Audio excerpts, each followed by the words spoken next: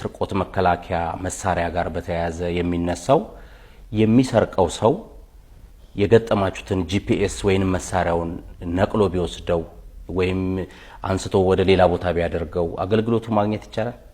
በጣም ጥሩ ጥያቄ ነው የጠየቀኝ መሌ። ብዙ ስቴፖች አሉ እዛ ጋር ከመድረሱ በፊት ሌባው አንደኛ ነገር ምንድነው መኪናን አቁመ ሄደሃል እንበል አንድ ሌባ መጣ መኪናን በሩን መክፈት ይችላል ቁልፍ አግኝቷል እንበል ይሄን በሚያደርግበት ጊዜ ወደ ስልክ ኤስኤምኤስ መልእክት ይገባልሃል መኪና ላይ እንቅስቃሴ አለ የሚል ሁለተኛ ነገር ደግሞ ዲቫይሷ በጣም ትንሽዬ ስለሆነች ሁሉ ጊዜ እኛ መኪና ላይ ስንገጥም ስፔሲፊክ የሆነ ገጠማ የለም ሁሉ እዚህ ቦታ ነው ገጠም ያለበት ተብሎ አይገጠምም ስለዚህ የድርጅታችን ቴክኒሻኖችን በሚገጥሙበት ጊዜ ሁሉ ጊዜ የተለያየ ቦታ ላይ በቀላሉ የማይገኝ ቦታ ድብቅ ቦታ ተደርጎ ነው የሚገጠመው ያ ማለት ሌባው ያንንም ፈልጎ ለማግኘት ብዙ ሰዓት ይፈጅበታል ያ ብቻ ደግሞ አይደለም እንበልና ቢያገኘውም ደግሞ